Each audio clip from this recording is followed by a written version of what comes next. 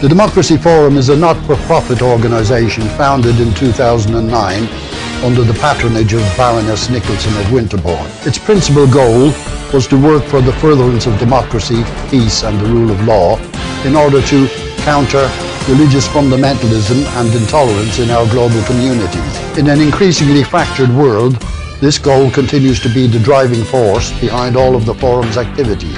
Lord Charles Bruce is the current president of the Forum. Since its inception, the Forum has hosted and co-hosted seminars on a wide variety of topics relating to democracy and human rights across the world.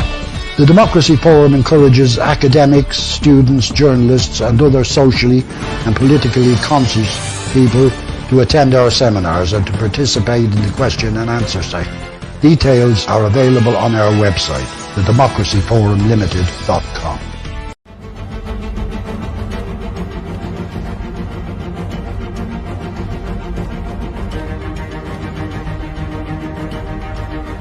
On July 14th, Sri Lanka's president resigned as his country faced economic ruin and violent civil unrest.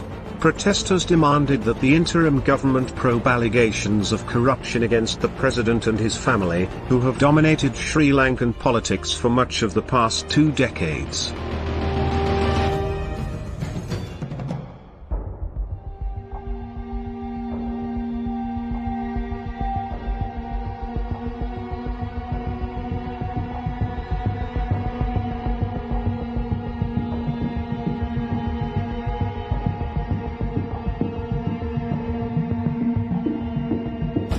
To discuss these and related issues, join the Democracy Forum's live debate, bringing your questions and opinions for our panel of experts. The event will broadcast live on all social media platforms of the Democracy Forum, on Wednesday 26th of October 2022, 2 to 4 p.m. UK time.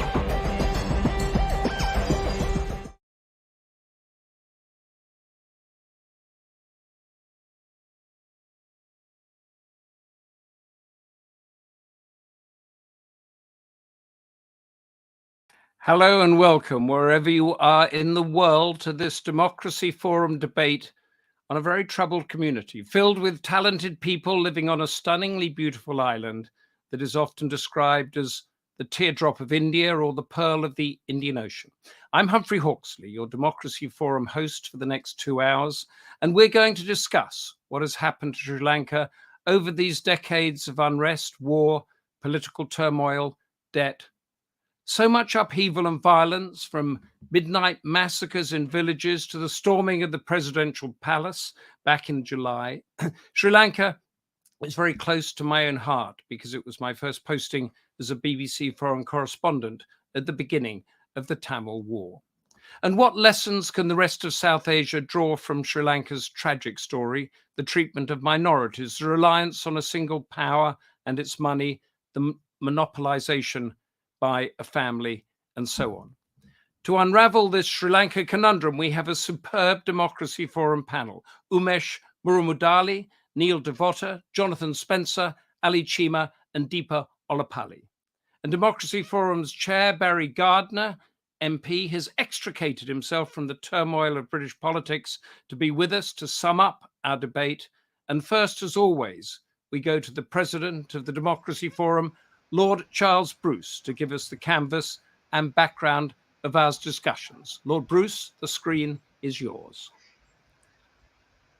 I bid you a warm welcome, wherever you are, to this important and timely webinar convened by the Democracy Forum. The plight of Sri Lanka, country traumatized by its political shortcomings, exacerbated by a combined balance of payments and sovereign debt crisis, betrays many of the systemic problems which continue to beset countries throughout South Asia.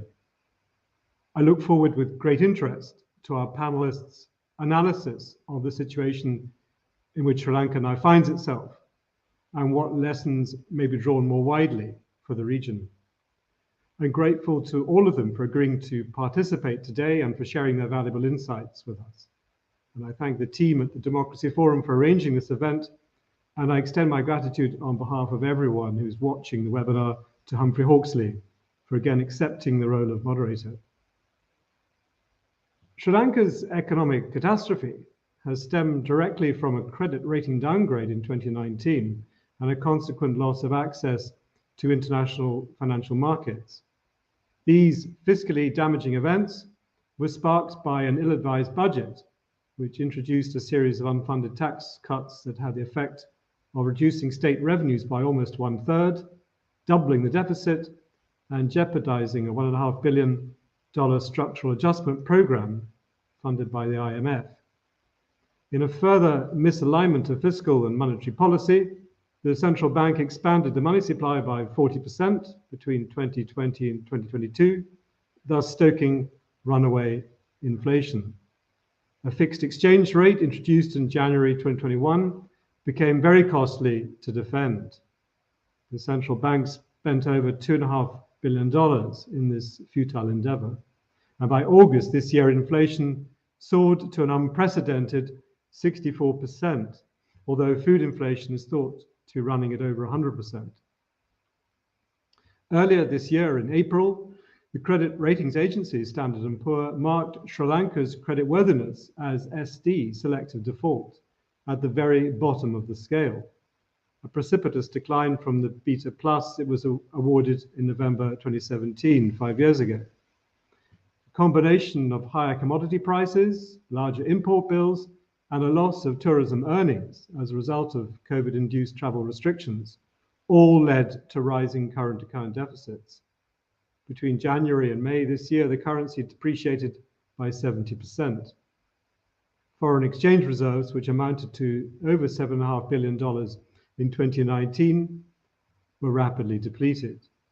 By June this year, Sri Lanka was left with reserves of less than $400 million. And on the 12th of April, the government was forced to suspend its external debt payments and appoint advisors to begin the process of debt restructuring. Future prospects are bleak. The World Bank expects Sri Lanka's real GDP to fall by over 9% this year and by a further 4.2% next year.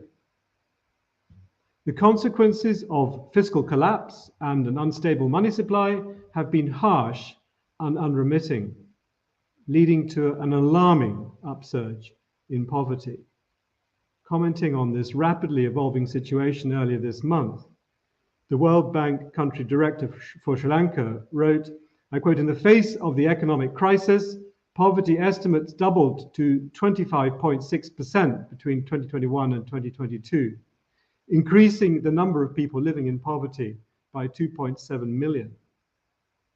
Such dire economic circumstances inevitably have fueled a prolonged period of public unrest, protest rallies, and growing political activism, which resulted in the resignation of the entire government on the 3rd of April, and subsequently the resignation of the president, and ultimately his exodus.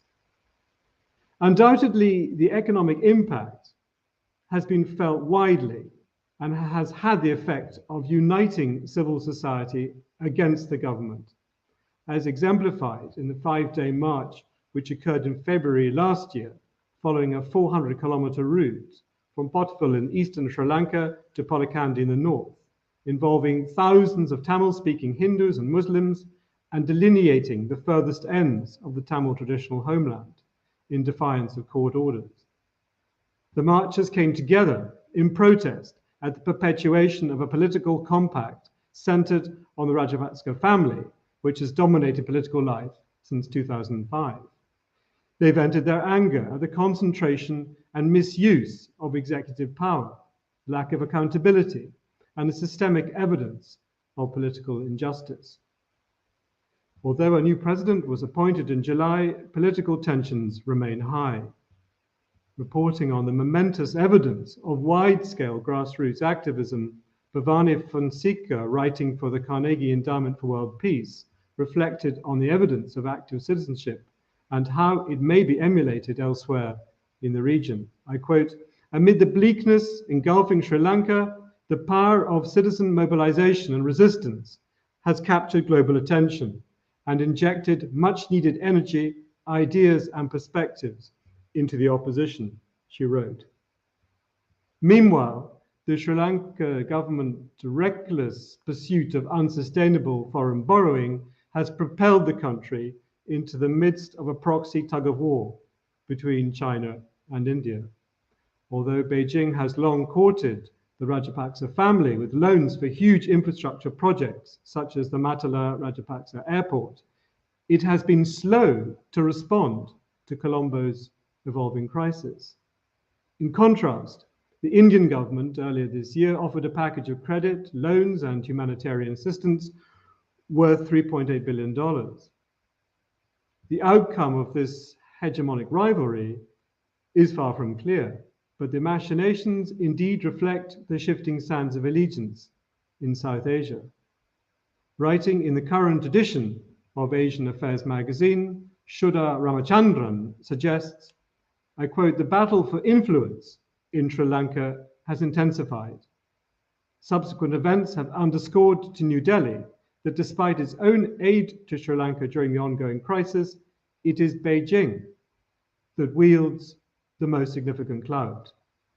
The Sino-Indian battle for influence is sure to heat up in the coming months." Well, welcome to the webinar and enjoy the proceedings. And please, if you have any comments or questions, put them through the chair. Thank you, Lord Charles Bruce. I've got to say, I found that fascinating on a completely different but similar level when you started talking about credit rating downgrade, and the impact there was exactly the same argument that we've been having here in Britain with our political turmoil. Absolutely. And I think it makes us understand, doesn't it, that if you don't have the strong institutions of a developed economy like we have, the actual damage and destruction that bad money can do. So thank you very much for that. Our first panelist is Umesh Moramudali from the University of Colombo, whose research includes public debt, finance, and economic development. He is actually in Colombo at the moment, so can tell us anything that's happening on the streets there. He is going to open our debate by speaking on how deep-rooted, long-term economic vulnerabilities led to the sovereign debt in Sri Lanka, and as we know, the accompanying upheaval. Umesh Moramudali, give us your argument. Thank you, Humphrey. Thank you, Democracy Forum, for inviting me to this session. So, first of all, let's talk about what's happening in Sri Lanka right now. We are in a sovereign default, and this is happening for the first time in country's history. And we are going to restructure debt. We are in the process of finalizing an IMF program. Now, the question is why Sri Lanka ended up here, particularly in a sovereign default. Some people might say it's China, some people might say it's COVID, some people say it's Russian-Ukraine war, but the truth or the reality is that this sovereign default was caused by three long-term vulnerabilities of the economy. One is Sri Lanka's declining tax revenue. Since 1990, Sri Lanka's tax revenue has been declining so heavily, which was around 20% of the GDP in 1990 and declined to around 7.7% in 2020-2021. Now you can see that by how much the tax revenue has gone down. Secondly, Sri Lanka's exports. Sri Lanka's exports to GDP ratio was close to 40% in 2000, and by 2015-16, this came down to around 20%. So you can clearly see that export revenue as a portion of the GDP has been going down. On the other hand, usually when a country has a trade deficit like Sri Lanka, to match this, you have to have investment flow. That's how you match a current account deficit. So a country requires to have a sufficient level of foreign direct investment to match this trade deficit that a country has. In Sri Lanka's case, Sri Lanka's foreign direct investment has been very low. It's been lower than 1% of the GDP all throughout post-2000 era. So these three vulnerabilities put together, you have a very vulnerable economy. And in this vulnerable economy, what happened was, let me go back a bit to 1977. Sri Lanka was the first economy in South Asia to liberalize. And after that, Sri Lankan economy constantly grew.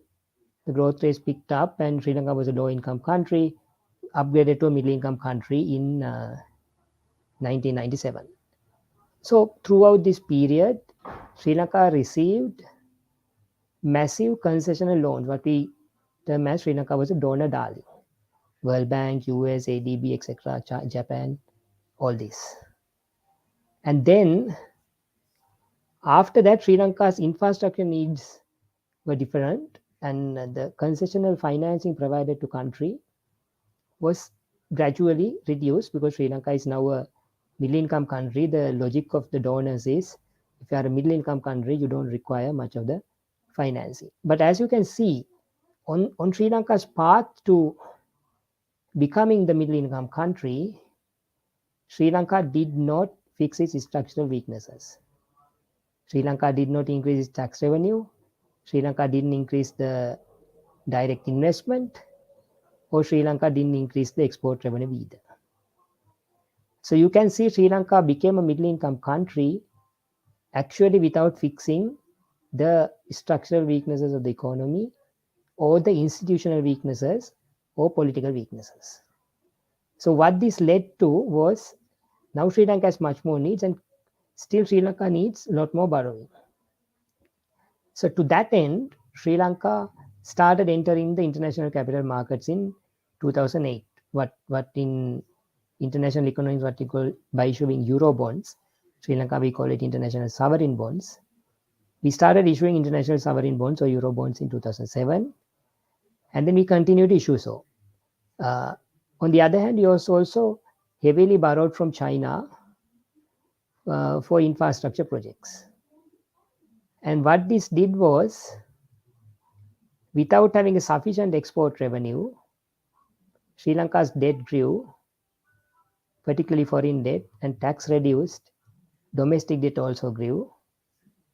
So put all these things together, Sri Lanka had a very vulnerable economy.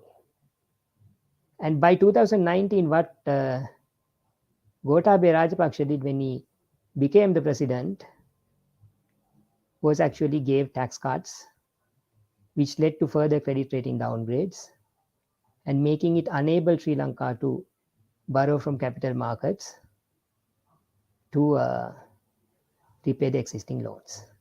So it might seem that the tax cuts were the issue, tax cuts were a significant issue, but it was the long-term vulnerabilities that existed for decades that didn't fix throughout the middle-income transition. That's what caused Sri Lanka's economic collapse. And the way out Sri Lanka needs is actually to fix these structural weaknesses, including increase in tax revenue, increase exports and investment. So I'll leave it at that, and happy to take whatever the questions. Umesh, thank you very much for that very lucid explanation there. Could you put in a sort of wider perspective, possibly, because in the 1970s, or after independence, Sri Lanka was sort of held up as a sort of beacon for Asia. That hasn't happened. To what extent is the detail that you gave us just now about what unfolded economically, how is that meshed into the Tamil War and the JVP and other events that have taken place over those decades? Well, Tamil War was a problem to attract foreign direct investment and increase exports as well, because you couldn't have factories there. So that really had because some of the investors who actually wanted to come to Sri Lanka, particularly after the liberalization, they left because of the war, because the war had an impact. There were constant bomb blasters happening in Colombo because the LTT in particular had these suicidal bombers, and the Colombo was one targeted city. So there was a bit of a reluctance in terms of attracting foreign direct investment, which otherwise would have been, because Sri Lanka was the first to liberalize. At that point, India hasn't liberalized, Bangladesh wasn't a growing economy, neither Pakistan.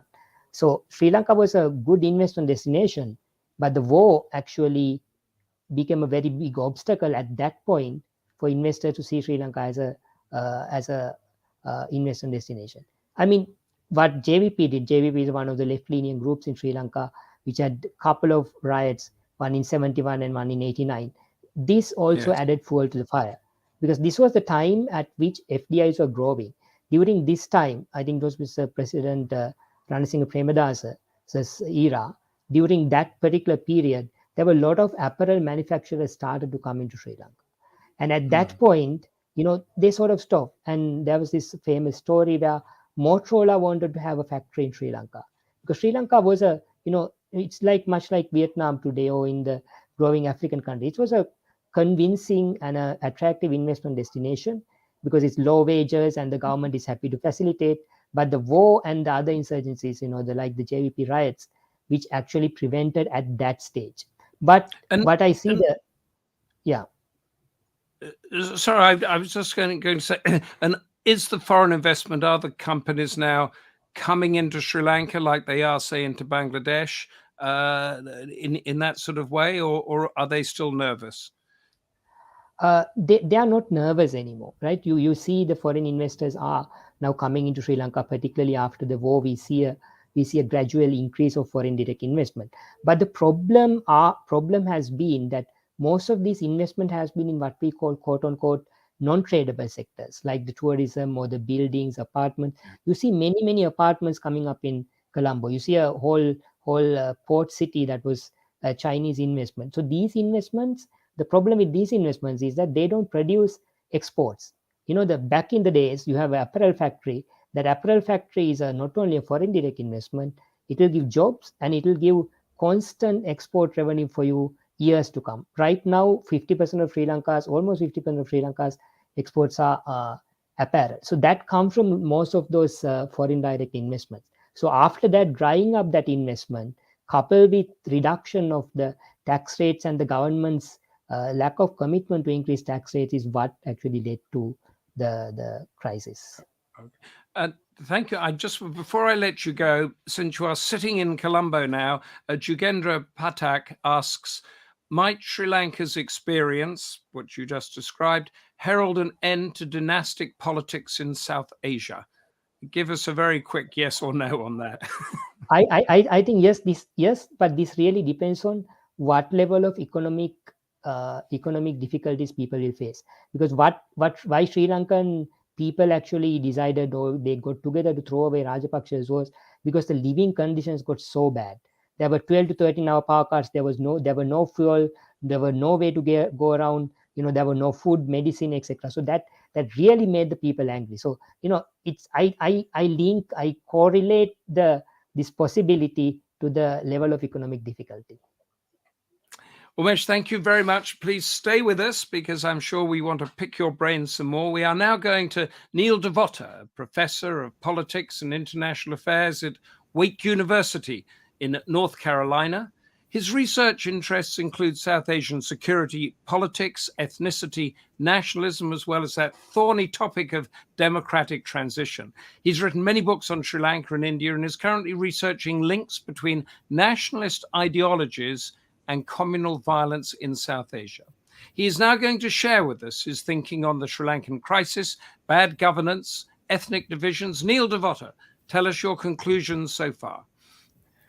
Well, thank you so much. Thank you to the Democracy Forum for having me. Inevitably, some of my comments are going to overlap with Umesh's comments, and I suspect Jonathan's comments would overlap with both our comments. Picking up from where Umesh kind of left off, I would start by talking about some of the hardships that Sri Lanka continues to face. And just for our global audience here, the hardships right now are rather invisible because the protest movement is not as vigorous as it was a few months ago. So you have slightly better ration policies and fewer lines, and you also have the crackdown on protesters, which have kind of made the hardships people are facing rather invisible. Malnutrition continues to be on the rise. You have people skipping meals. We have children skipping school. We see children in especially rural areas and even in some parts of Colombo, fainting because they've gotten to school without a meal. We see about 100 essential medicines not being available in pharmacies and in hospitals. Inflation has doubled. Agricultural output is down by about half. The World Bank says that inflation has gone up from 13% in 2019 to 26%. But a recent survey that was done by one of the universities in Sri Lanka says that poverty now is, sorry, I didn't mean to say inflation. The World Bank says that poverty has gone up from 13% in 2019 to 26% today. But the university in Sri Lanka that did some recent work says that poverty now is at about 45%. Now, what that means is that about 9 million Sri Lankans out of a population of 22 million are facing poverty. Okay, so as Umesh mentioned, Sri Lanka was this poster child, sort of, in South Asia that gained lower middle income status in 97, upper middle income status in 29, and now it's reverted to lower middle income status. And the government, is trying to use this downgrade as a way to attract concessionary loans. The economy itself has shrunk from about 89 billion in 2021 to about 75 billion today, which means that GDP per capita has come down from, say, about $4,000 to about $3,400. And so the country is facing, a dire crisis. It continues to face a dire crisis. And I think a lot of people recognize that things are going to get worse before they get better. And so what does that mean for this country, and how do you explain where it got here? What I would do is suggest that there are some proximate domestic causes for why Sri Lanka is where it is today, and there are also some proximate exogenous causes. And Umesh mentioned the tax cuts. There were about 1.5 million Sri Lankans paying taxes until Gotabaya introduced these tax cuts that were completely unsolicited. It dropped the tax base from that 1.5 million to about 412,000. To compensate for this, the government started printing trillions of rupees. This was further exacerbated when they banned chemical fertilizer in April 2021. You also have the excessive powers that were granted to the president under the 20th Amendment to the Constitution that was passed soon after Gotabaya became president, which insulated him from any sort of parliamentary oversight. And so he had these people close to him who were advising him, giving him wrong advice. And he himself was rather clueless about economics to begin with. And so all of this contributed to kind of the immediate causes that led to the crisis.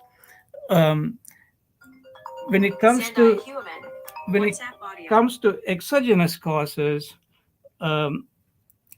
you have COVID, you have the war in Ukraine, you have the interest rate hikes from the US Federal Reserve and other central banks that have contributed to, that have made worse the situation in Sri Lanka. But I suggest a long-term explanation. And my long-term explanation stems from the research I've invested in over 2 decades. And so I view the world, at least view Sri Lanka in a certain fashion. And I'm not suggesting that this is the best explanation. I'm simply suggesting that this is one explanation. And it's not a very popular explanation, especially if you're dealing with people from the majority community in Sri Lanka, because it's an explanation that is rooted in ethno-nationalism. I argue that you really cannot understand what has happened in Sri Lanka unless you fully appreciate ethnocracy in the country. This ethnocentric governance that the country has been engaged in since the mid-1950s basically has gradually gotten rid of meritocracy. And it has led what we political scientists would sometimes refer to as a kakistocracy. And a kakistocracy is basically a country that is governed by some of its least competent people. And this is not in any way to suggest that Sri Lanka is full of incompetent people. Sri Lanka is full of very competent people. It's full of educated, hardworking folks. It's to suggest that governance is overseen by people who are not the most competent, who are not the most qualified, who have resorted to patronage politics, who have manipulated ethnic cleavages and religious cleavages to get where they are. And so you cannot understand what has transpired in Sri Lanka without understanding the ethno-nationalist kind of dynamics. That is also to say that you can understand the economic situation Sri Lanka is in today without understanding ethno-nationalist dynamics. So the way I frame this is by adopting a kind of longitudinal explanation that factors in ethno-nationalism. And I would suggest that we kind of look at the way in which I would embrace what we call the path dependency approach, because Sri Lanka had clear choices after it became independent in 1948.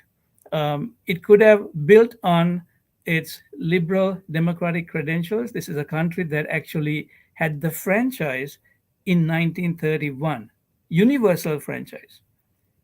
Britain itself got universal franchise in 1928, I believe. So 3 years later, this crown colony was granted universal franchise.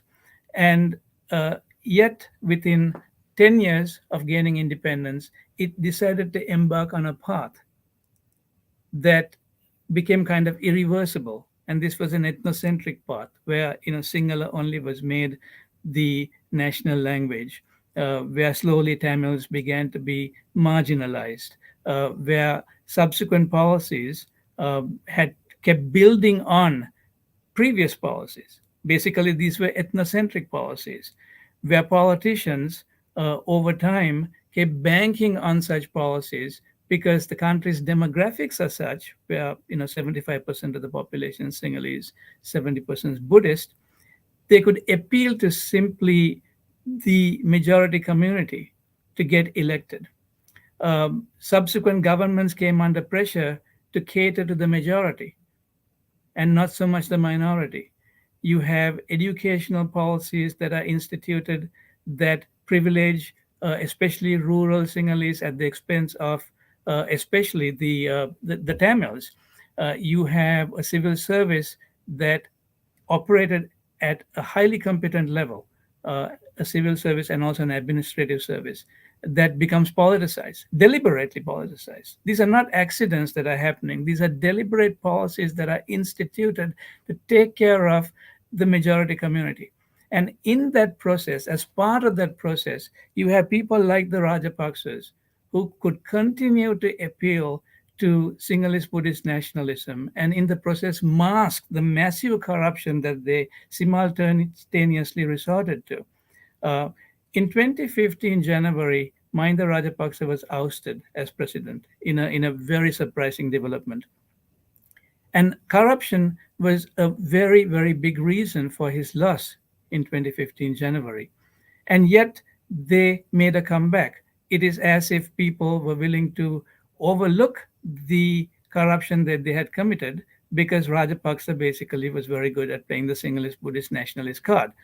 And it looks now that they are trying to make a comeback despite Mahinda Rajapaksa fleeing as prime minister in June, Gotabaya Rajapaksa fleeing as president in July, the other brother stepping down from the Minister of Finance as Minister of Finance in May.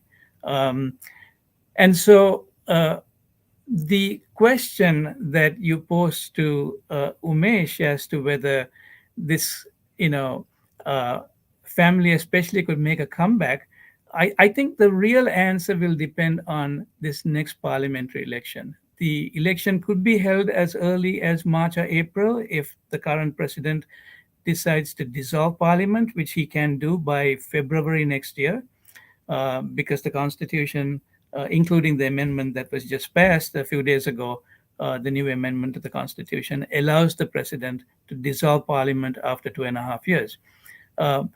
But if parliament was to continue operating until the next election, that election would need to be held by 2025 August. And so the extent to which some of these current politicians who have been part of the Rajapaksa party and some of the Rajapaksas themselves shine in that election would tell us whether, where Sri Lanka is likely to kind of, go from this point on. But it's going to be a very, very painful process. And what we have to remember here, or the takeaways, I think, is that despite the calls that we see for change, there are these massive calls for a systems change. And I sometimes get confused as to what this systems change would look like, because there are kind of multiple voices that are making all sorts of demands. And so we don't seem to have kind of, a very coherent policy framework as to what these changes ought to be. I mean, obviously, one of the demands of the protesters was that the Rajapaksas ought to go, and that happened, but they now they seem to be kind of operating as puppeteers behind the scenes. And so I'm sorry to say that I'm rather skeptical that the kind of systems change that we need to see to revive this country, both politically and economically, is unlikely to happen. Even the economic reforms, I think, may not go the full distance, because Sri Lanka has a history of working with the IMF. I think there have been 16 agreements with the IMF prior to this one that they are negotiating now.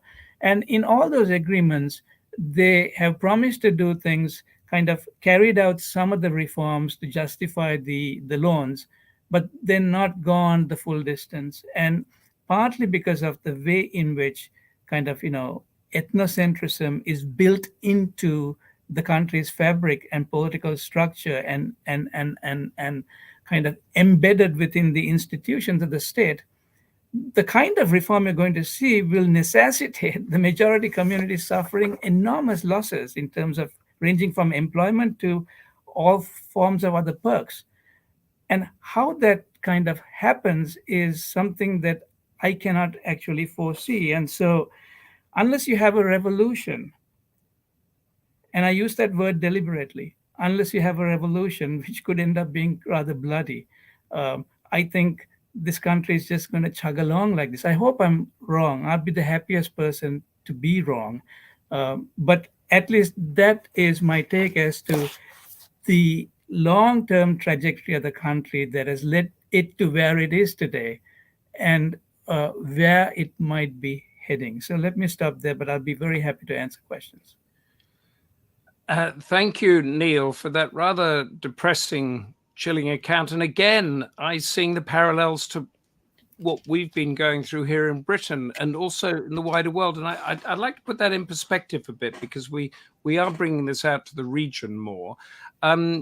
You talked about the election and the Rajapaksa comeback, whereas it's quite clear about their bad governance and that how much things they've done wrong. Now, we've had a rogue prime minister here that got thrown out, and a lot of people wanted him back a few days ago. And there's the Trump issue in the States. Is this a sort of global element that's happening here, that although governments and leaders are proved to be not what they say they are or bad, there's a hankering to have them back? Sri Lanka's not unique.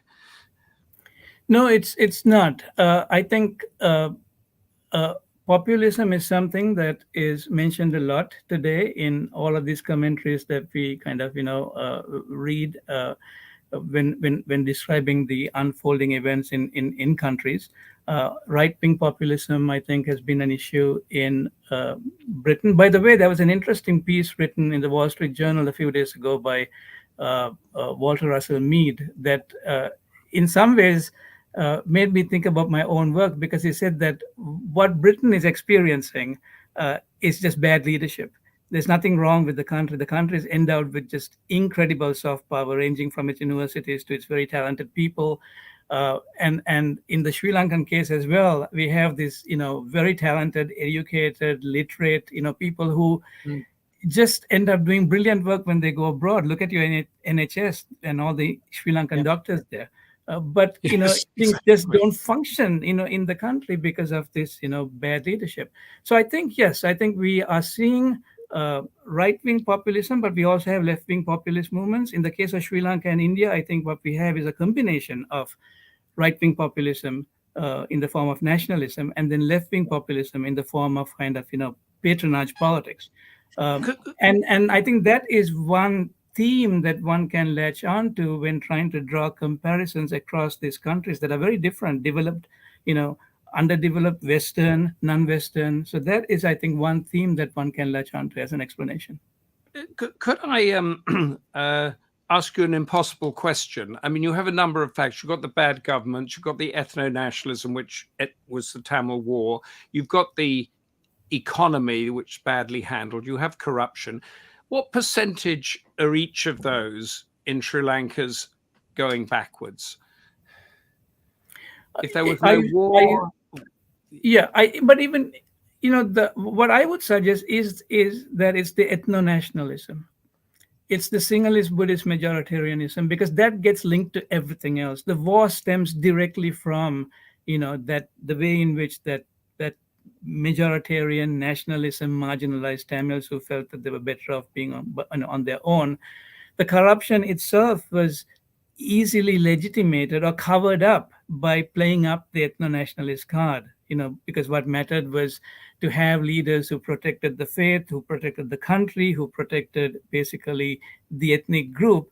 And as long as they were, the champions of doing so, whatever they did on the side behind the covers was kind of, easily kind of, looked over. So I would, if I had to pick the most seminal reason, pick ethno-nationalism. James Chiriyakandath says, good to see you again, Neil. How autonomous an actor is the current president, and did the opposition SJB miss an opportunity by failing to accept a chance of government earlier this year? Yeah, in terms of the autonomy of the president, for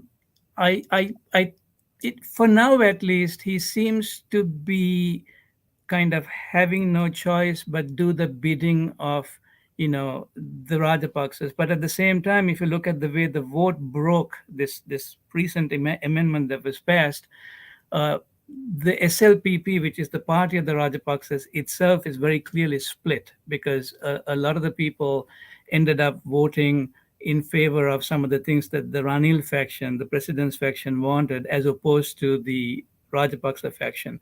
So his autonomy may be kind of increasing slowly, and he still can be president till November 2024. And if he calls for a new election, it's possible that it's clearly going to, what we're clearly going to see is that the SLPP is going to suffer terribly. Some of the members of the president's party, the United National Party, and there's only one member in parliament right now, they could see quite a few of their members, win office.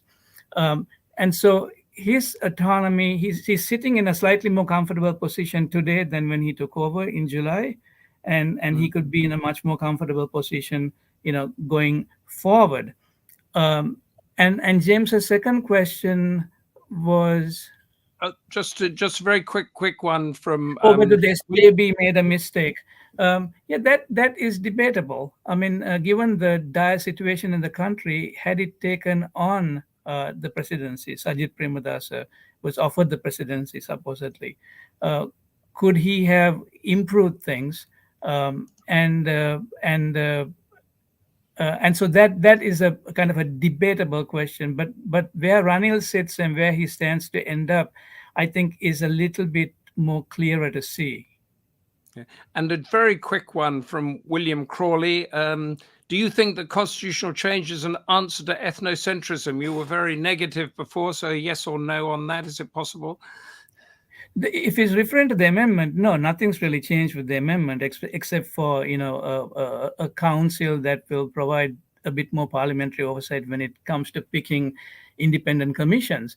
But a brand new constitution that incorporates pluralism and that incorporates mechanisms that allow for transparent, independent commissions that can kind of be a check on the presidency, and maybe just getting rid of the executive presidency, which a vast majority of Sri Lankans want. I think it's like 70% or higher want the executive presidency gone. So there are some positive things can be done, but very quickly, Sri Lanka has had Buddhism has given Buddhism a favored position within the country. And so I don't think that's going to go away. I think that will have to be maintained. So there are these elements that cater to the majoritarian sentiment that also would have to get kind of altered. And to what extent would even a new constitution embrace some of those things that are essential for this country to move in a pluralist direction? And my argument here would be that unless that happens, this country is never going to, kind of reach the potential that it's capable of. And we've seen that in the road it's traveled up to this point in time. Neil, thank you very much. Much there. Stay around, because we're going to come back to these issues. Keep coming back to them until we nail some of them down.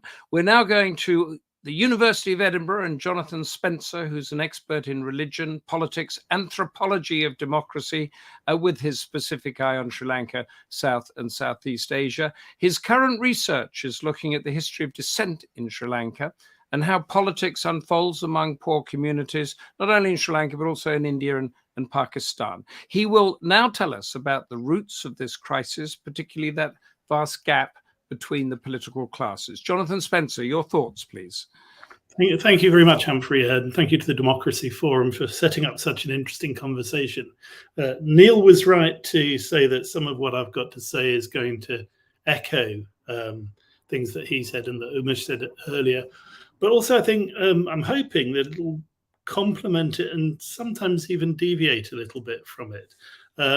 We've heard about the economic undergirding of the current crisis, and we've heard about Neil's diagnosis of the roots in the ethno-nationalist turn in politics since the 1950s.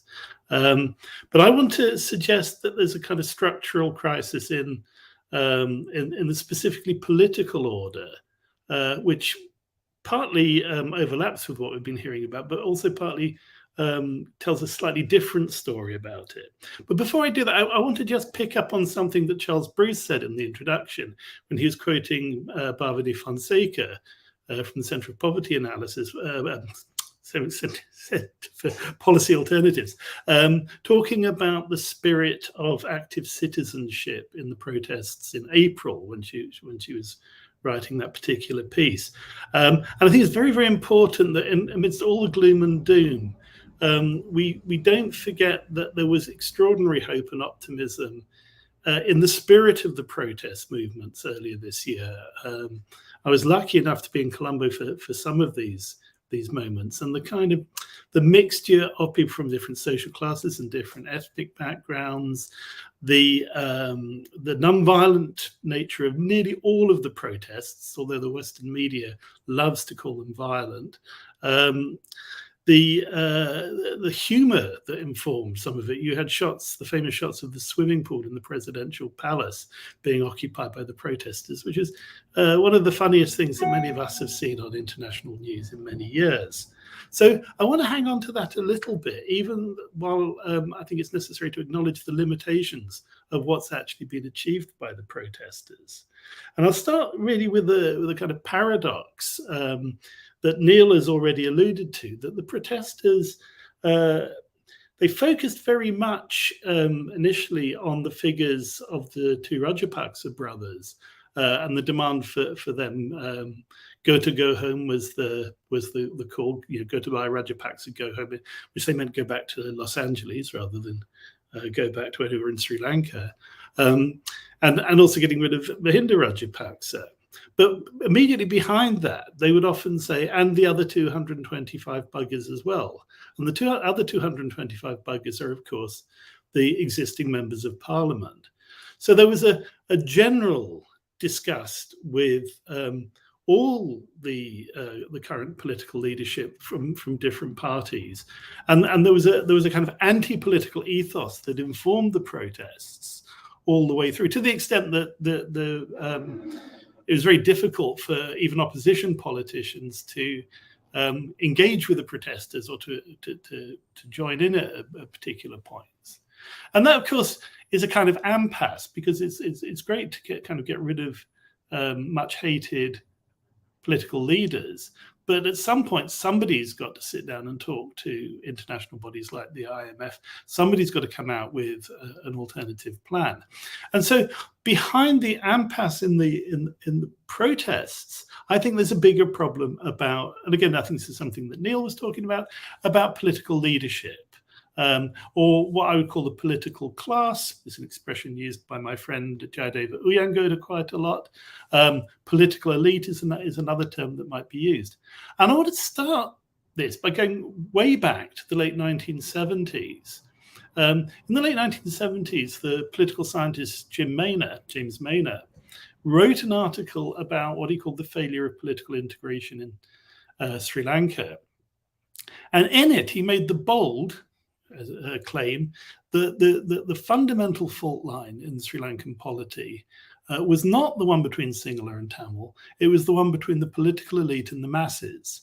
And what was missing were the kinds of mechanisms by which communications could happen between the political elite and the masses, but also the people could, there would be fluidity of membership such that the political elite could reproduce itself by bringing in people from other social classes and other social situations.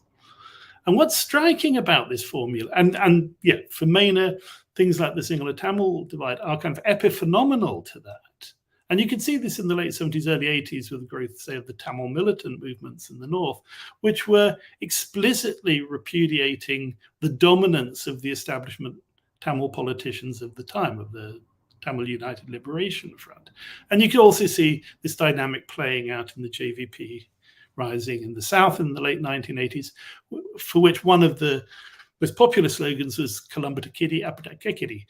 Colombo gets the milk or the cream, we get nothing. We get a little bitter cucumber or something like that.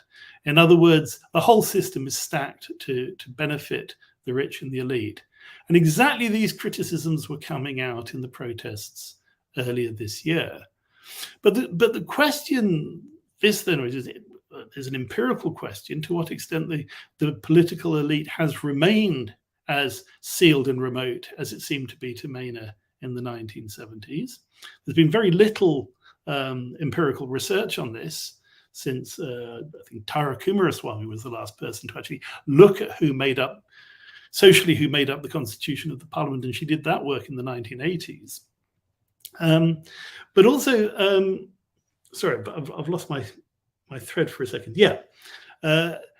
If we look at the working through of the protest movement, what we see is this bizarre durability of the political elite, that having, as it were, spat out the prime minister and the president in these very dramatic moments in May and July, somehow the existing parliament manages to cobble together a form of government, and they manage to place as president the one man who, whatever other talents he has, is a spectacular failure as a populist leader. This was a man who actually lost his own party, and indeed didn't even get elected to parliament in the 2019 elections. So there is a crisis there, and there's a question of why have there not been new forces and new voices coming into the political class? Why has it seemed so sealed? Why do whole sections of the population? I mean, a very simple example would be women. There are 12 women MPs in the parliament out of 225. This in the country which had the first woman prime minister in the world, one of whose most important post-independence politicians, Chandrika Kumaratunga, was of course a woman. And yet there's almost no female representation in the parliament. And I think that the mechanisms that have blocked women from entering mainstream politics as representatives also block young people. They also block people from poorer communities. They block people from the regions. So there is a long-term structural crisis there, a crisis of representation. The current parliament, to go back to everybody's favorite analogy today, is indeed very like the parliament in London at the moment, where you have a large majority or a seeming majority elected on a platform which is a footnote in history now, and a leader who's also a footnote in history, but who are not going to relinquish their position in parliament voluntarily. So it's a kind of zombie parliament in a way. I hadn't realized until Neil mentioned it that there was a possibility of bringing forward parliamentary elections. It would be a very good idea if that would be the case. It seems unlikely that either Ranil Wickremesinghe or the current rather sort of third-rate assemblage of parliamentarians will voluntarily do that. But it's possible, as it's possible in the UK, that the chaotic infighting gets so bad that they absent-mindedly do it without necessarily intending it and bring forward an election. But even then, it's unclear who can stand where the spirit of the protesters, these young people who want to see a post-ethnic politics, who want to see a post-corruption politics, where they're going to find a vehicle for their aspirations. I think the good news is those aspirations are very real, and they haven't been crushed, as far as I can tell, by the repression of recent months. They're not going to go away. But the bad news is very, very hard. It's just as hard now, if not harder, to see how they can actually find an expression in the mainstream political realm. So that's my little bit for the afternoon. And yeah. Thank you, Jonathan. Thank you very much. I wonder if you could just ground us a bit when you talked about the political classes and what the caste system in Sri Lanka. Is that the same as is reflected in India and across the board, or does it work differently? Have they moved to improve it? What is the situation there? It's a surprisingly complicated question. I think on the surface it seems to, and it varies regionally amongst different communities and so on. So, for example, in Jaffna, the cliche is that the caste is much more pronounced in Jaffna than in other parts of the island, which may or may not be true. By and large, caste is much less in your face than it is in India. It's not written into positive discrimination legislation. It doesn't have official recognition in the census and stuff like that. So it makes it much, much harder to kind of pin down than it is in India. You've certainly had at least one president from a lower caste group. That was Ranasinghe Premadasa. Yes. So it's not quite as closed as that. And indeed, Premadasa's, to some degree, he's the exception to what I've been saying, because he was a man who rose from a lower class as well as a lower caste family in Colombo up to urban politics. But he's almost the only figure like that to do that. Yeah. So the blocks that you're talking about in this division between the political classes is gender that you mentioned, wealth, I suppose, and the class system, which is not a caste system. Class and family, family is the means through which class position is reproduced. And in a country where personalistic ties are so important, whether it's getting to be president or merely getting your kid into a good school, you need networks of personalistic ties. Those ties reproduce, and in the political arena, they reproduce certain families. The Rajapaksas were sometimes portrayed as kind of outsiders moving into the Colombo elite. this is a slightly dubious claim. They went to posh schools as well in Colombo. Their father was a government minister. Mahinda Rajapaksa was given his first political posting by Sidamawa Bandaranaike, who said, you know, here you are, you can be the MP in this particular place. They're very much part of the same political elite. Okay, so that's the elite. And is there a powerful Tamil family, or were they all wiped out in the war? Well, post-war Tamil politics are a little bit harder to kind of work out from a distance because, of course, the LTTE shut down, the kind of constitutional parties to all into, or only allowed them to operate on the LTTE's terms, and the LTTE project was very hostile to the patrician politicians of the earlier generation, right? But since the end of the war, the patrician politicians have come back to a large extent in Jaffna too, albeit with touches of Hindu nationalism, touches of Hindutva as well. But again, that doesn't seem quite so stable. And I'm not completely sure of this, but I occasionally have a sense that there are new forces stirring up from the ground through the provincial council in the north, possibly creating new kinds of Tamil politician. I don't see similar things to that happening at all in the south. Yeah. And a final question, which we are answering as we go through it, but if you could give your quick take on this. Philip Bowman, why is Sri Lanka so vulnerable to external shocks? Well, I suppose it's a relatively small country, and it's made its its pitch since the late 1970s, since the liberalization of the economy, has been to sell itself to global capital, if you want to put it as crudely as that. And if global capital turns its back on Sri Lanka, it leaves it very vulnerable. And then in the years since the end of the war, it's turned to particularly the international bond market. And with various downgradings, it's gone into the bargain basement of the international bond market, and that has left it very, very vulnerable indeed. Okay, that's good. Thank you. That's illuminated me a lot. Thank you so much. Stay around, and we are now going to look at how Pakistan could learn from Sri Lanka with Elliott Cheema, an associate professor of economics at the Lahore University of Management Sciences. And he's a senior research fellow at the Institute of Development and Economic Alternatives that has an acronym called IDEAS. He is in Lahore.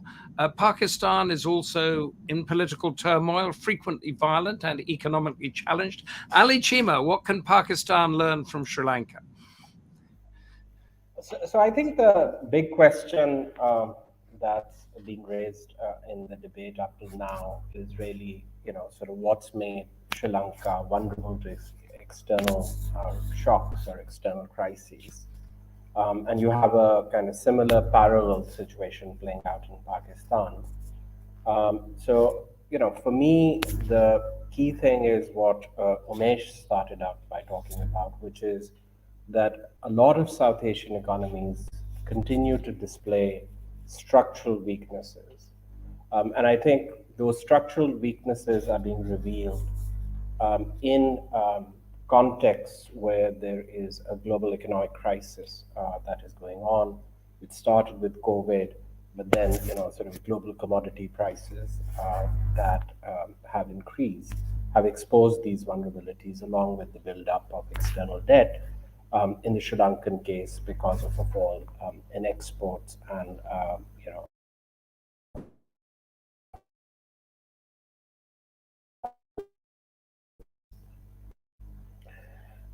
but I think I would caution against one thing, which is we shouldn't be reductive.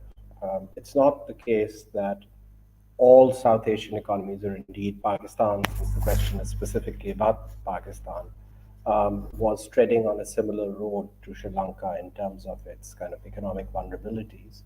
I think that each of these South Asian countries has a different set of fragilities, which are underpinned by growth models which are fragile, which have not been designed to boost sustainable growth.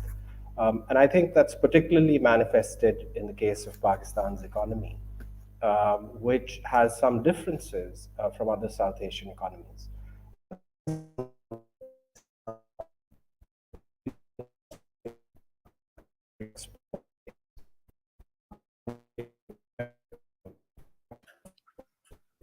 Are we losing Ali Cheema for the moment? Because he was about to make a fascinating point. Ali Cheema, if you can wave or come back to us, we will. Okay. Keep speaking then.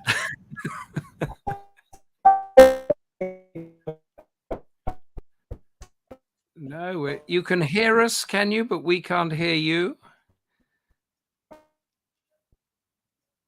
You have frozen again. I think what we will do in this case is we will. Ali, are you back with us? Can you hear me now? Yes, we can. Great. So what basically I was saying was that if you look at sort of Pakistan's fragilities, they are somewhat different from other South Asian economies. And the two big ones for me are the country's low domestic investment mobilization. So Pakistan's had one of the lowest rates of private domestic investment within the South Asian economies. And it's basically been export uncompetitive, which is something that it shares with.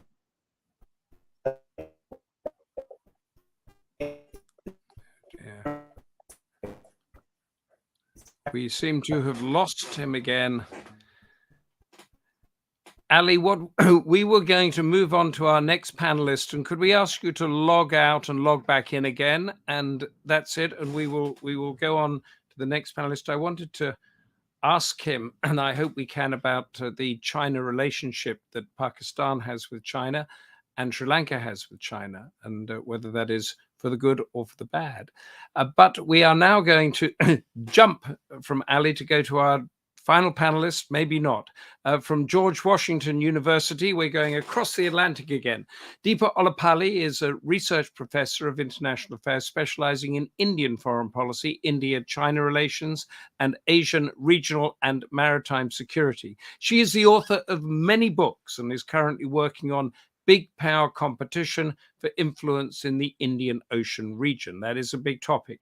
And now she is going to tell us about the regional repercussions of Sri Lanka's crisis, specifically, of course, what it means for India, but for the Indo-Pacific generally. Deepa Ollapally, tell us what you know.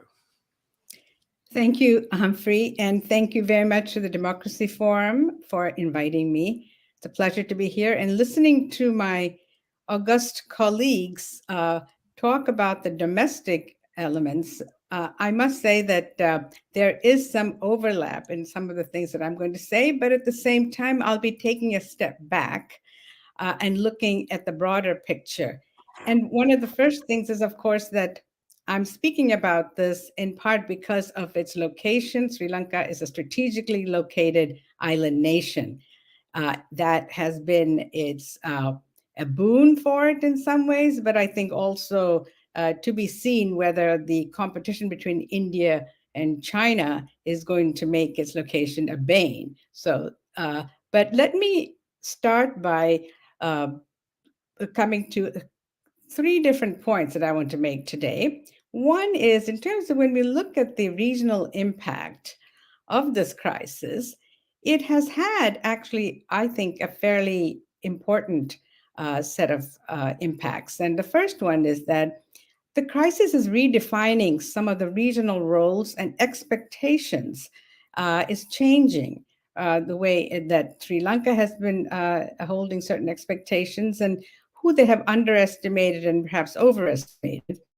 And the second point is that India's crisis management is something that has been more successful than we have seen in the past. And so I think its reputation as a regional power has gone up somewhat. And then another point is that the introduction of Japan as a major South Asian player, because it is going to lead the creditor nations negotiations, is going to be an important new element. Its partnership with India is going to be able to lead to what I see as a new opportunity for the Quad countries of the Indo-Pacific, the Quad being India, Japan, US, and Australia, and perhaps being able to give now more opportunities for providing alternatives to the China option, especially Belt and Road. That said, I think there are some caveats here that I will make, and this is related to some of the domestic, ethnocentric, ethnocratic kind of tendencies in Sri Lanka and what that means for its neighbor India. I think Neil DeVotta has laid it out quite well. I have to say I tend to be more in agreement with him on this. First, how has the crisis redefined the regional roles and expectations? I think if you look at a map of Sri Lanka, you'll see that India is really its only neighbor, and it also happens to be the only big resident power in the Indian Ocean. Now, given that, and given its preponderance, one would have expected that Indian influence would be a foregone conclusion. But India has struggled to establish its influence in Sri Lanka, especially since the Chinese presence took root there in the early 2000s. In particular, ever since the Rajapaksa family's ascendancy in 2005, who are much more China-friendly, India has really sort of almost helplessly watched as its crucial next-door neighbor slipped into China's hold. Now, obviously, at 1/4 the size of China's economy, India was no match for its rivals' deep pockets. But I think an important reason is also that it was running behind in its own backyard is its lack of political imagination. Mr. Modi and team have a lot of big sloganeering, and neighborhood first policy was one of those. But it has taken a black swan event of a total collapse next door to get India an opportunity to make a historic comeback. As the crisis unfolded, you saw the Rajapaksa government literally pleading with partners, China especially, and the international community to step in. But by then, I think the Ukraine war had taken up most of the international communities, especially in the West, their attention. And so as a stunned world watched the island fall apart, China, which had been so involved, almost disappeared from the scene. And almost as unexpectedly, India showed up as what might be called the first responder, demonstrating an uncharacteristic readiness to help clean up the mess, even though it was a China-friendly Rajapaksa government that was in power. It was the first to send a humanitarian package of $16 million in food and medicine. And overall, as Lord Bruce pointed out, it's given almost $4 billion in aid, in contrast to China's $76 million. And clearly, I think Sri Lanka was overly optimistic on expectations from China. Both Rajapaksa and Wickremesinghe has found that China is a tough customer when it comes to any bailout. It's put its immediate economic and global economic interest are its priority. Sri Lanka has asked for a restructuring of its debt, but that has not been forthcoming from China. And one of the reasons is that the Chinese are exposed on this because there are more than 25 countries around the world that are in debt to China and in trouble, Pakistan being one of them. But many in Africa as well. What China doesn't want to do is to take a restructuring and especially a haircut, as they say, reducing the debt in some ways, because it doesn't want to set an example for the others. Even in as its partner is experiencing a once-in-a-lifetime meltdown. I think the whole repercussions of this will be to somewhat slow down the Belt and Road Initiative that has been speeding down for the last 5 years. The other outcome, I think, is that Sri Lanka has underestimated India. In fact, Namal Rajapaksa, the former prime minister's son and nephew of the former president, flattered India by calling it a big brother to Sri Lanka and said thanks. Now, this was a pointed break from the previous use of big brother to signify a bully.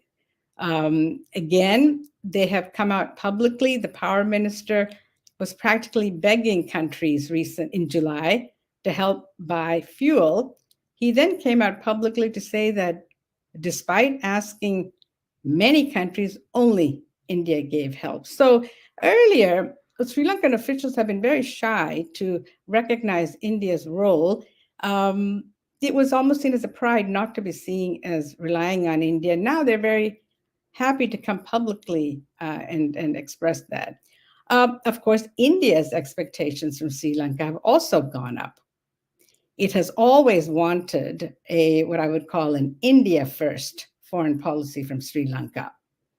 And so I think there are now renewed expectations that this is what they would want Sri Lanka to change or shift its foreign policy in that direction.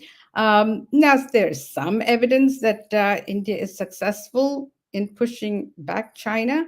For example, when a Chinese firm won a contract in January 2021 to build hybrid power plants on 3 Sri Lankan islands just 30 miles off of India's southeastern coast, New Delhi came out and objected to it, but it didn't have any impact on the government in Sri Lanka. Now, in March this year, Sri Lanka has reversed it and given India the project's development rights. So clearly, the economic crisis has opened the door for India to push back against China's growing influence in the Indian Ocean region. Again, the other point I want to make is that India's crisis management and how it has, in some sense, given the opportunity for increasing its position and somewhat its reputation. If you've noticed the kind of aid and the way in which it's the narrative that is coming out of New Delhi, it's all couched under the neighborhood first policy. Everyone, the prime minister, foreign secretary, spokesperson, always reiterate Sri Lanka's centrality in the neighborhood first policy. And it also talks about its support of democracy, stability, and economic recovery. I see this as a sort of a regional branding exercise, for its neighborhood first. A branding and that kind of is something that the Modi team really has been fairly good at in terms of, as I said earlier, sloganeering, but now actually putting some heft behind that. Also, I think the deafening silence from China for really months, in contrast to India's rapid action, also shows that Indian Ocean region, India is the only country, big power, where that is a core interest, whereas for China, it is still a secondary interest, and for every other big power as well.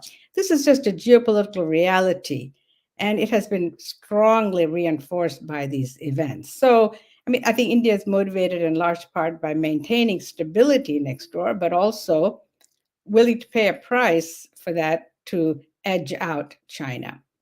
There is a lot of domestic support in India for giving aid to Sri Lanka. It's surprising. I was in India during this time period, and despite the hardships in India, most people on the ground thought that India should be helping its neighbor in its time of need. Final point is that the introduction of Japan as a major actor is something rather new.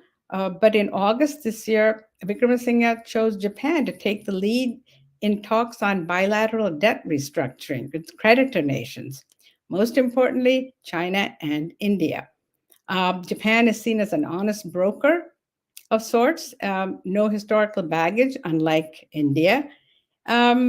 It's also seen as a partner that could get additional funds with the donor conference. It has the international standing to do that. So if, as one of the Quad countries, Japan can bring India and the rest of the bilateral donors together on a restructuring plan, only China will be on the other side versus the Quad countries. So having said this, let me just make a few caveats about this redefinition and the trend here, because the domestic Sri Lankan politics is rife with suspicions about India by the Sinhala majority.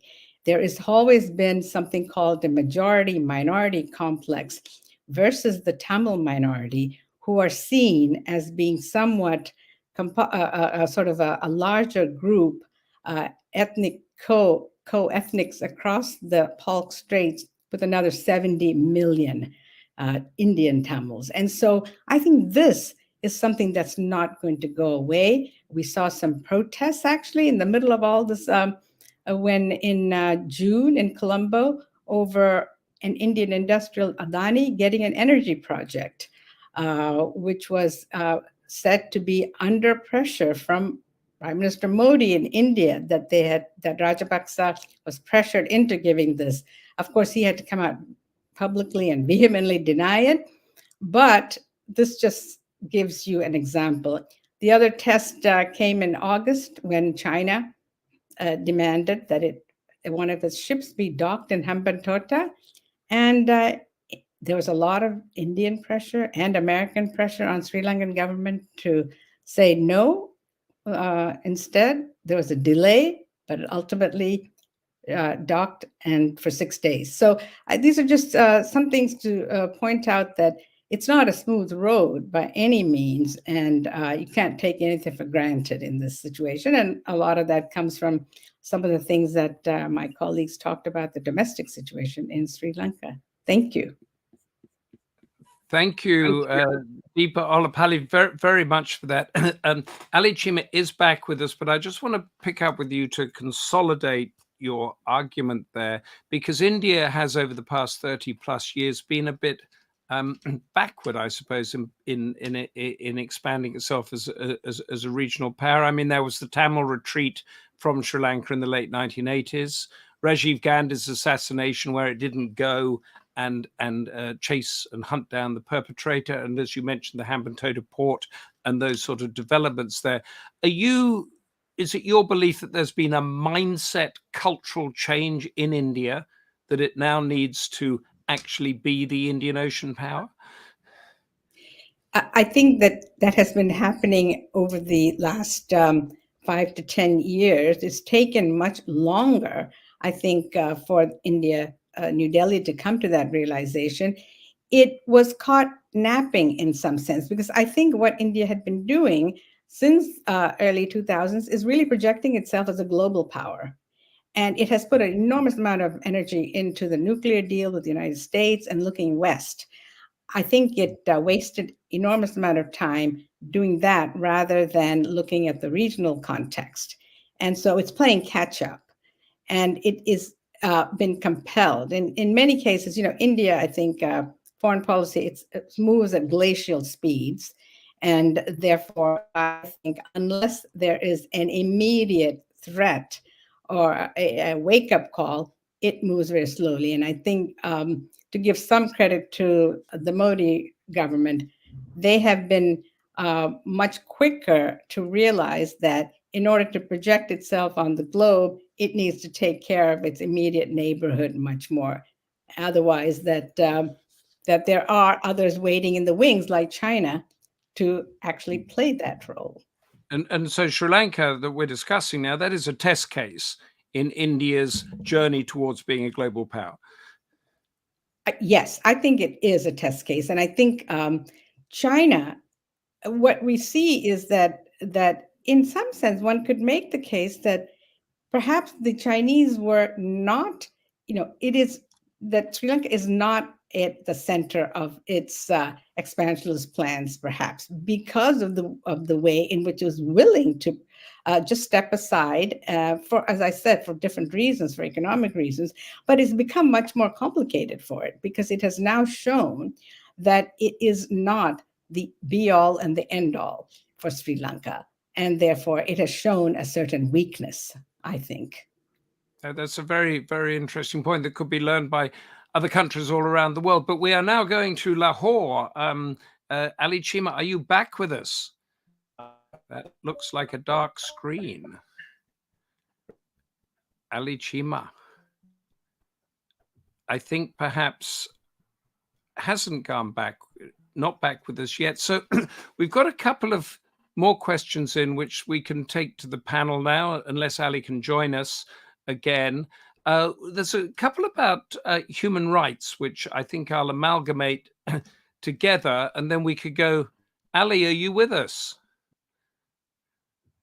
He's on a more important phone call. We'll leave that.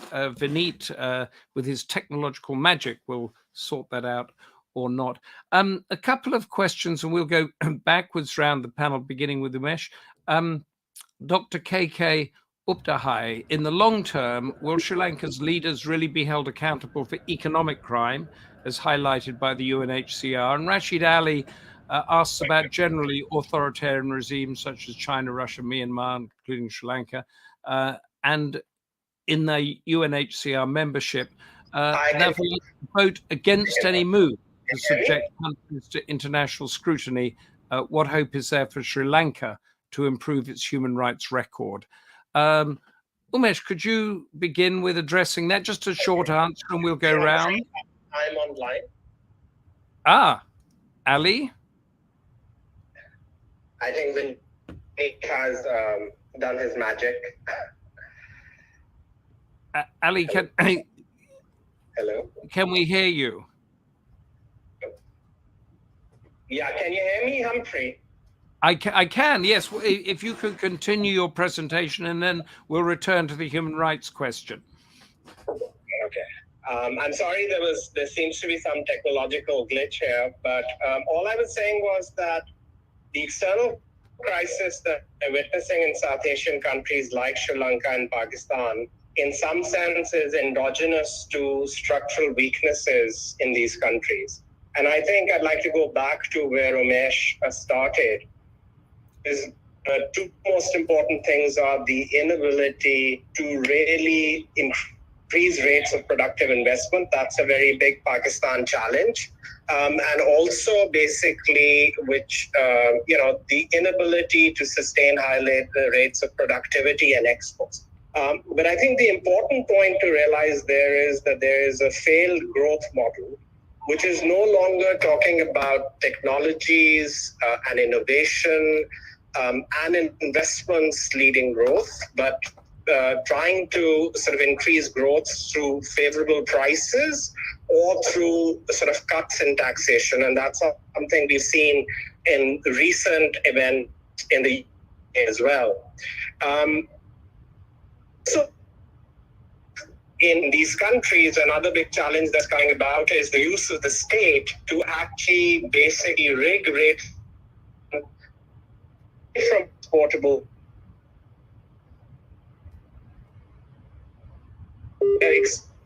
public investment. And it's so the growth model you have to think about for development. We need to have these countries are actually create incentives for innovation activity. Key to is of investment, which are productive and innovation. And I think related to this, both in the Pakistan case and the Sri Lankan case, what is important is the political instability actually exacerbates the problem of the public sector delivering on both creating the right incentives for the economy to innovate and also for setting up public investment programs that essentially can propel growth. And I think at the heart of it is really a failure and an indictment of the neoliberal model that's dominated these economies for the past 3 to 4 decades. So I'll stop there.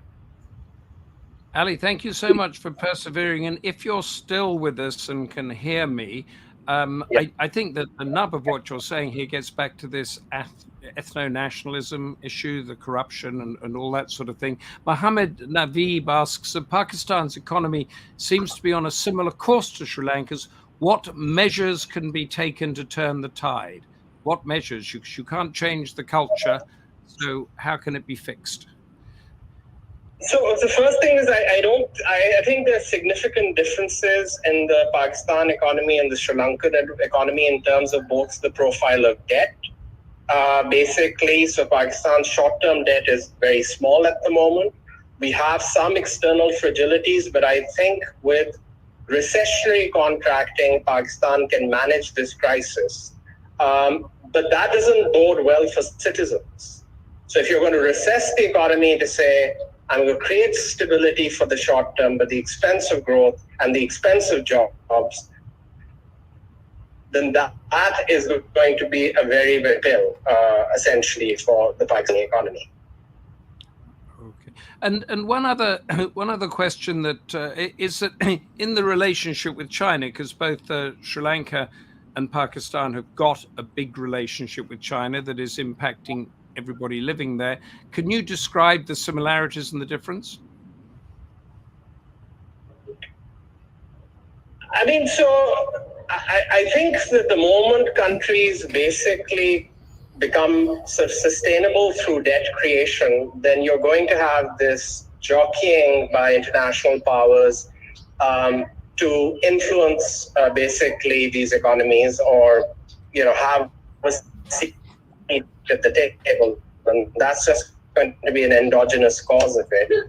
But I think I want to go back to this issue is that you can fix these structural weaknesses for the economy to start to present it. I don't think it's a cultural problem. Right, to implement them. That's basically the way out of this conundrum of external dependence. Okay, thank you very much, Ali. Stay around if you can, but if we do lose you, very much appreciated your persistence there. Perhaps we'll go around the panel now, and we'll start not with the human rights question that we'll get to in this debate now. William Crawley asks, the Sri Lankan military, even when fighting radical insurgency and secessionists, has never been as politically assertive as in Pakistan. Could that change? Umesh, what is the situation there, and could it change? I personally don't think that this could change because Sri Lankan military, as the question very correctly pointed out, it operates in an entirely different way when you compare it to the Pakistan. Only instance that Sri Lanka had a very interesting case. Actually, we had a army commander who actually ran for the post of presidency, and then we had the Gotabaya Rajapaksa, who was the defense secretary, secretary to the Ministry of Defense, who ran for the president and became the president. So you don't see this happening while they're in the military. So I would say it's very unlikely, largely because Sri Lankan military operates in a whole different way. That's very very interesting. Neil DeVotta, what is your view on that? I would agree with Umesh at this stage. The Sri Lankan military is a very coddled institution. You have to remember that this military now operates less as a defense force to protect the country and more as a jobs program. Okay. So and it's basically, we don't have stats on this, but I'm convinced that it's at least 97% Sinhalese. Again, coming back to this kind of majoritarianism and the way in which the state has pursued, institutional mechanisms to take care of the majority community. in the last budget that was passed, despite the challenges facing the country, the military, I think, was the only institution that did not lose any funding. This is also a military that was not demobilized. I mean, the UK military, I think, is with what, 67, 68 million people, only about 85,000 soldiers, and the Sri Lankan military is like at 250,000 soldiers, and that's not counting civil defense personnel and the like. So it's coddled, it's taken care of, it's well provided for, and as long as that happens, there is no reason for the military to kind of, take on, get involved in politics that would only discredit them. But that could change. Connecting to your potential question on human rights. If there's an attempt on the part of a government to go after military leaders for crimes that were allegedly committed, that changes the dynamics. Yes. Let me repeat those two questions again, because I want to go to our other panelists on that. Dr. KK Updahai, in the long term, will Sri Lanka's leaders be held accountable for economic crimes, as highlighted by UNHCR? And Rashid Ali, with authoritarian regimes such as China, Russia, and Myanmar included in UNHCR membership, therefore likely to vote any moves to subject countries to international scrutiny. So what's the hope of Sri Lanka to improve its human rights record? And can I add to that, would it be the right way to go in order to bring improvements to Sri Lanka? Jonathan Spencer, your view on that? On the second question, the cynical reply is that precisely because Sri Lanka is small, it's more likely to be pressured into doing something about its human rights record. And you can look at the record of the International Court of Justice and the reluctance to engage with large countries and its enthusiasm for engaging with small and relatively vulnerable ones. On the economic crimes front, again, the realist in me says that if there's any prospect of bringing the former leadership, which many people in the country would love to happen, bringing the former leadership up into some kind of court on corruption charges or something like that, they would be out of the country and in some comfortable haven before you could blink. It seems quite unlikely that that will happen. Alas, many people in the country desperately want it to happen. But on this sort of issue of going after human rights abuses in developing countries that have erupted into this sort of thing, is it useful in order to get rid of that ethno-nationalism and the other issues we've discussed? Is it a useful way to go to prioritize that? It's a really difficult question, actually. Because it's a question that actually the responses divide on ethno-national lines. So for particularly the Tamil diaspora, but also Tamil people in Sri Lanka itself, some international involvement in human rights is the beginning of the process of healing, they say. And for singular nationalists, it's the beginning of the end. So human rights, to borrow a phrase from one of my colleagues talking about the situation in Northern Ireland, human rights becomes the continuation of the war by other means. That has what you do is a way of continuing the opposition, and that's a terrible paradox and a terrible impasse. I suspect healing, when healing comes, will probably not be through human rights mechanisms, and I suspect if there's a future which is less ethno-national, I think it's unlikely to be engineered by constitutional change. It again will come from somewhere else. Umesh, you wanted to chip in here. Yes, I would like to add a comment on the first one. Actually, a set of organizations, including Transparency International in Sri Lanka and some other NGOs, they have already filed a petition in the Supreme Court regarding the economic collapse, in the sense the responsibilities held by the government. Because let me remind that these were the things couldn't have been this much bad. Many people died in fuel queues without medicine, so on and so forth. We could have gone for IMF much earlier, could have restructured that much earlier. If so, a lot of lives could have been saved, right? So because of the wrong economic policies, Sri Lanka actually was put into this position. So challenging that, a petition was filed and that was given leave to proceed by the Supreme Court. So it's difficult to comment at this point what will happen, but it's good to see that the organizations coming together and challenging this. But what history suggests is that we had a huge rahu about treasury bond scam in 2015, where Ranil Wickremesinghe himself was charged with that. There was a huge long proceeded bond commission which talked about this all for months, but nobody was brought to justice.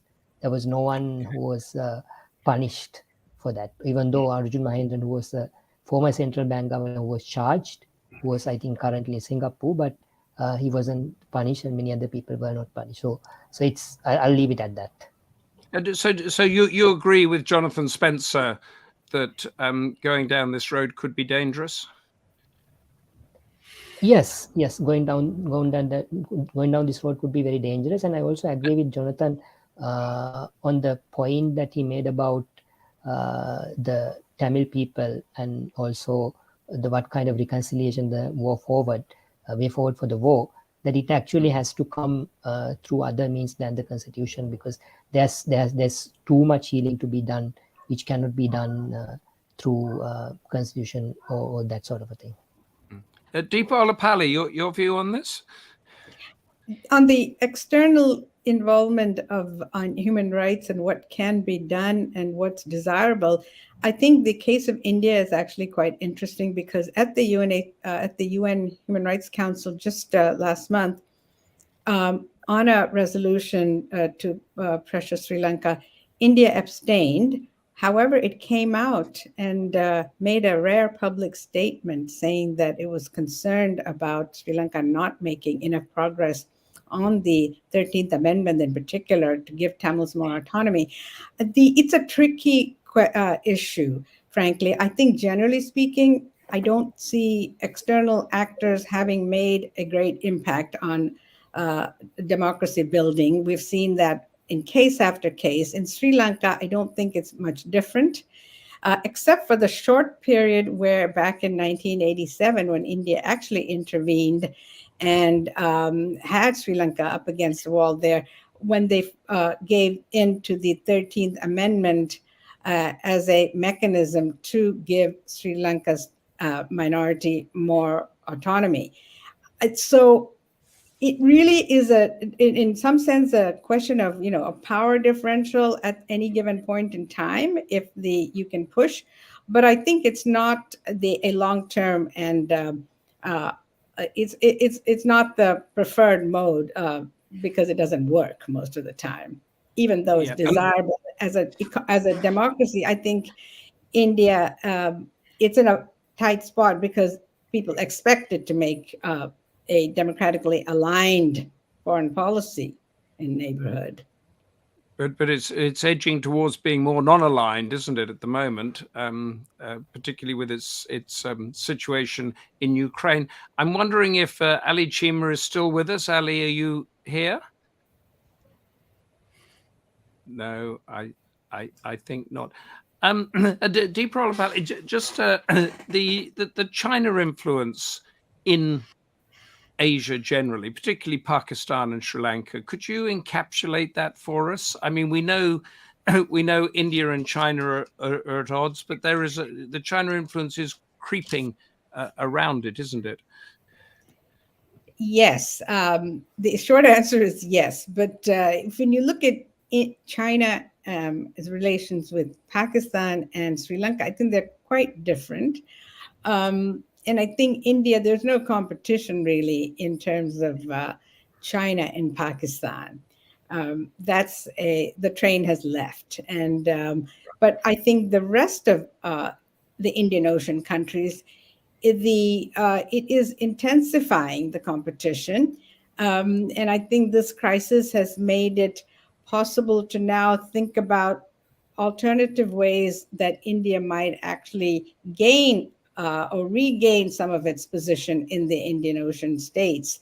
But, the fact is that India has a certain luxury of location. That's something that's not going to go away. So even if, just to make a stark case, even if Sri Lanka were to give a military naval base to China in Sri Lanka, the fact is that it's extraordinarily vulnerable. They're sitting ducks to the Indian position there. India is kind of like an unsinkable aircraft carrier, to put it in military. So, but the thing is that, you know, short of war, there's going to be competition. In peacetime, I think India has to work really hard to compete with China. And that's hopefully, it will be peaceful for most of the time. So I think the competition is going to intensify. But as I said before, I think the Chinese cannot give equal importance to all of its far-flung interests. I think the Chinese are making a mistake by overstretching themselves. And I think that most big expansionist powers have learned that the hard way. And I think that's perhaps what is in store for China. And what I want to do is, before we go to Barry Gardner in 1 minute, I want to go round just to give a one-word answer. We've talked about ethno-nationalism, corruption, families or nepotism or whatever. Just a one-word answer of what you think is the biggest thing holding back Sri Lanka. Umesh. I would say the institutional weaknesses. Say again? Institutional weaknesses. Okay, Neil? Yeah, I would add to that and say, you know, it comes down basically to transparency and accountability. A lot of the corruption, the debt crisis. I would tie it. You know, you have to explain why that has been made possible, and that's when I go back to my kind of ethno-nationalist part dependency explanation. But in terms of a short answer, you know, institutions that can ensure accountability and transparency. Okay, Jonathan. Ensure transparency and accountability through action on the existing leadership and through opening up pathways for new kinds of political representative to emerge who could do a much better job than the current ones do. Karen. Deepa? I would have to say the fact that I think Sri Lanka's government has been trapped in a majoritarian minority complex. It's very difficult for it to break out of that. And that affects both domestic and international stands. Yeah. Okay, thank you very much, everybody. In our final minutes, we are now going to Barry Gardner, MP, the Democracy Forum Chair, and a veteran of South Asian issues and Sri Lanka, the wider region. Barry, sum up our debate for us. Very difficult, Humphrey, very difficult. And I'm disappointed in that I don't feel that we've answered the question that Democracy Forum posed, which was, what are the lessons for South Asia?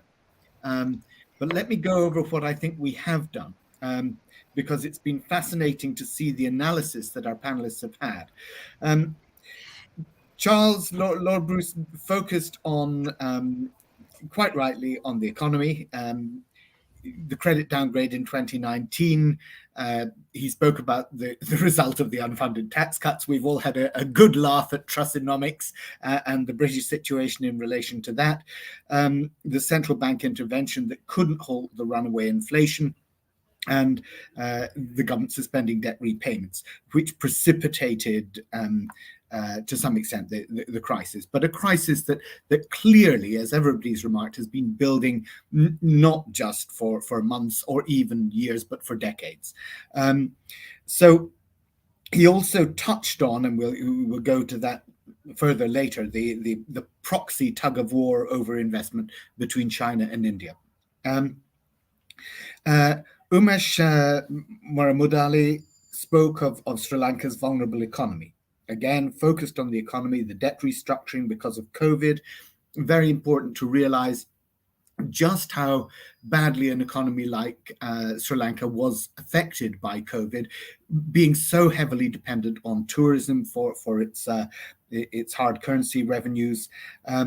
But he also highlighted the role of China, the lower exports that came about during COVID. China is actually, I think, only the fourth largest creditor to Sri Lanka. The 36% of credit to Sri Lanka is from Western private sector bondholders. You've then got the Asian Development Bank. You've then got Japan. China comes in somewhere between 10 and 20%. But he highlighted not just tax cuts, but long-term structural weaknesses in the economy, and was the first to point out that India has been a lot quicker than China to provide aid, offering, I think, 4 billion as well as food, fuel, and medicines. So India's intervention has been unexpected, but really quite remarkably swift in response to the Aragalia, the struggle that went on. Neil DeVotta took us fundamentally back to that history of ethnocentric nationality.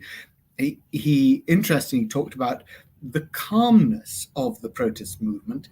And when you remember that that's against a background of malnutrition and the lack of medicines, the huge human problems that families are facing, it is quite remarkable that the invasion of the palace and so on was carried on with such good humor, as he pointed out when he spoke about the swimming pool. But poverty, absolutely, 45% increase in poverty, 9 of the 22 million people facing poverty, I think is a figure that he quoted, and spoke of the GDP per person declining from around $4,000 to around $3,000 rather per annum.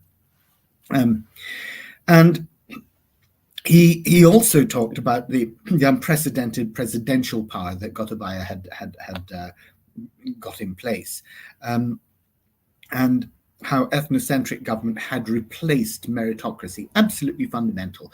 And of course, that's not just recent. It goes back right through to the 1950s, when you had the exclusion of the Tamil language, when you had the exclusion of Tamils from the university, who had previously, that group who had previously provided so much of the civil service of the country.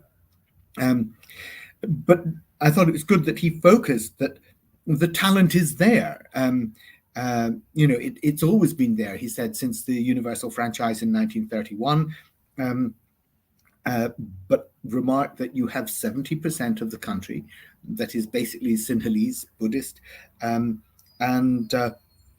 it is possible with that sort of distinction between a majority and a minority to make sure that you govern only in the favor of the majority. He was very clear in his blame of the Rajapaksa family, but I do think we also need to think about the way in which Western debt has fueled a sort of process of colonization for 450 years, with that 40 years of neoliberalism on top. And then the 4 years of homegrown political madness. The country imports too much, it exports too little, and it tries to cover the difference with debt, and that is simply not sustainable. Jonathan Spencer talked about the spirit of active citizenship and the hope that he saw in the protests. Again, emphasized how they'd been non-violent. First focused on the "Gotta Go Home" slogan, but projected that out to the entire political elite. I sometimes wonder whether there's another lesson for the UK in that, or a parallel for the UK in that the disturbances may be in one party and the quick turnover of politicians in one party, but I think the whole political elite gets tarred with the brush. And he quite rightly said, look, it's a hugely difficult impasse. Who is going to govern this country? The failure of political engagement in Sri Lanka, he alluded to that paper by Jim Maynor. And he asked, has the political elite changed? Why has no new parliament emerged post the ethnocentric, post the corruption? And of course, Vikram Singh has unleashed the military on demonstrators, arrested trade unionists. I was surprised that I think it was not until Jonathan Spencer mentioned corruption at this point that it had actually been raised in the panel. And then, of course, subsequently, much of the discussion was around the issue of corruption and the way in which the UNHCR had raised that question and could be seen to deal with it. But Sri Lanka, as a colony with governance effectively outsourced to the IMF, exporting cheap labor, exporting resources, and importing those finished goods that were so expensive. Again, this whole sense in which the economy is just completely the wrong way round. And of course, the IMF has actually extended its loans to Sri Lanka by 16 times. So if you look at where we went, I'm sorry that we didn't get more of Ali Cheema, and what we got because of the technological problems was garbled, not because what he was saying was garbled, but just because we couldn't hear much of it and it came in bursts. But talking about low domestic investment, thought that was very important. We need, if Sri Lanka is going to be able to be turned around, there has to be domestic investment in the infrastructure that is trying to channel more money down to the bottom of society, where actually it will get spent not on the Rajapaksa family's luxury foreign villas and savings in foreign denominations, but actually reinvested in the country, spent within the country. He spoke of the inability to increase that rate of investment and the failed growth model. I really would have liked to have heard more from him on that, because I think that's very important. Dr. Deepa Ollapally, well, she took the estate agent mantra, location, but she talked about the redefinition of the expected roles of the regional players. Again, focusing on how India had managed well.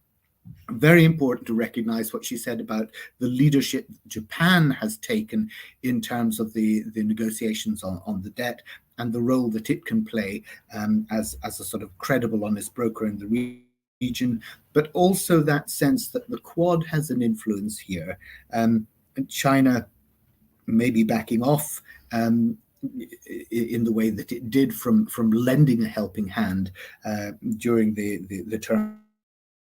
turmoil, and India coming forward to do so may be seen in that context. And I think strategically is important, that neighborhood first policy that she spoke of actually beginning to bear fruit. So what does a useful rescue package look like? Well, first of all, let's get fuel and fertilizer to farmers to begin production for a healthy harvest next year. If we're looking at lessons for the region, 60% of low income, 30% of middle income countries have debt distress. Pakistan, Bangladesh, real problems in terms of its borrowing and their ability to repay. And of course, the whole principle of sound money about borrowing to invest, not to consume, is absolutely essential here. Again, that understanding of how we can have domestic investment in infrastructure that is going to actually level up the economy, put funds into the hands of the people who at the moment are going to use it to drive the economy forward in real growth. 60% of the world's workforce has lower real income today than it did before the pandemic. We have to address that problem. And I think one of the lessons, not only for Sri Lanka, but for the region, is that we have to ensure that that investment goes in the right way to raise that standard of living, which people are beginning to feel is driving them towards, and I think the word was used, revolution.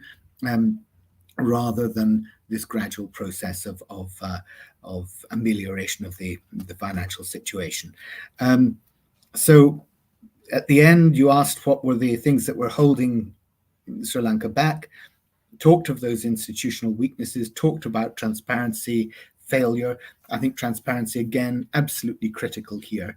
But a fascinating discussion.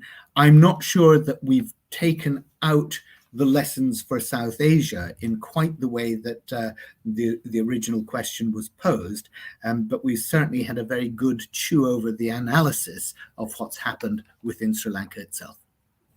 Barry, thank you. But could you give us your mind, and in a couple of seconds, what are the lessons for South Asia?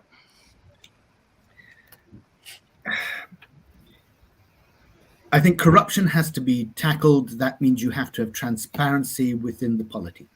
That means it has to be a condition of trade and trade alliances and free trade agreements. There has to be just trading, a just trading structure in which these things like International Labour Organization rights are incorporated in trade agreements. IMF loans have to be conditional on transparent financial structures within the country and a real clampdown on corruption. So there are structural things that can be done that would stop the sort of collapse of an economy and a polity that we have seen in Sri Lanka. Whether they will be or not, I don't know. But there are countries in South Asia that would certainly benefit from that sort of rigor, that sort of transparency, and that sort of respect for human rights. Barry, thank you very much. We'll let you go back to fixing the mess of trustonomics now. Whilst you were speaking, a couple of the panelists went in. Umesh says that the biggest lender, international capital markets, Eurobonds, 36%. China is the second largest creditor with 20%. And Deepa said, this is interesting, in terms of Chinese v. Japan and India credit different too. China's interest rates average around 3.3% against 7% for Japan. And China's maturity period tends to be shorter at 18 years, fees 34 and 24 for Japan and India loans. That's it. Time's winged chariot is upon us. Read our sister magazine, Asian Affairs, where we dig deeper into regional issues, looking at angles that many publications overlook. It is incredible journalism. Next month, on Tuesday, November the 15th, our Democracy Forum debate takes us to Iran. Will civil unrest change the face of Iran? That's an issue so central to the balance of global power and world peace. Thank you, our audience, for your thoughts and questions. Thank you, our superb panel, Umesh Moramudali, Neil DeVotta, Jonathan Spencer, Ali Cheema, if you're still hearing us somewhere, and Deepa Ollapally. Thank you, Barry Gardner, for finding out the lessons for South Asia, and Lord Charles Bruce for giving us the canvas on which our debate took place, and all the team at Democracy Forum. Until November the 15th and Iran, stay involved, keep questioning, and stay safe. Bye.